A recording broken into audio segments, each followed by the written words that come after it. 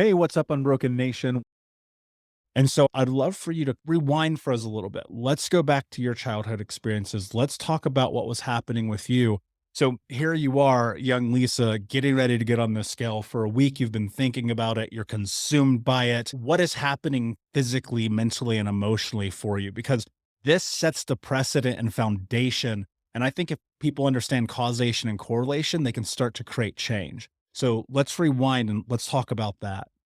So I refer to that as where did your bags get packed and who helped pack those bags? And I just remember standing in line, stressing and being hyper focused on that scale. And it was traumatizing. I didn't know how to label it at that time, but it is one of those things in my life that I always go back to. And I can still visually see what that looked like and thinking about somebody is going to, not only am I going to have to get on the scale in front of people, they're going to say this number out loud. And already, like, I grew up with Weight Watchers, Miss America pageant, and Snackwells, and parents that are tall. My father is 6'2", my mother is 5'10", my brother is 6'2", and I am 5'5". And I used to always say, if I could just gain a few more inches, I wouldn't have to think about this. So I was already through diet culture, our society, already in my mind, my body wasn't good enough. And we need to understand where do those thoughts come from? Because they're just so not true. And our whole world is so focused on how we look on self-value. And how do we start to change that script?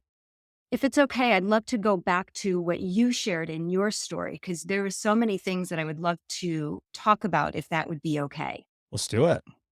So, first off is food insecurity. People don't understand that restriction and deprivation comes in different formats, and food insecurity is been imposed on you of restriction and deprivation.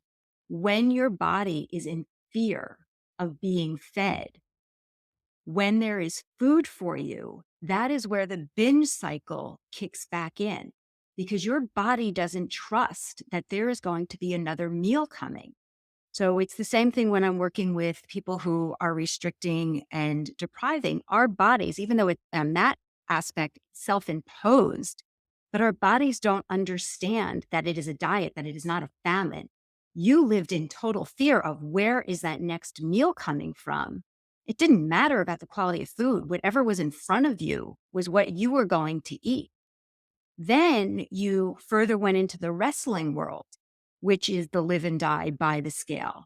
So you were self-imposed in restriction, deprivation, gotta hit that weight so that I can compete.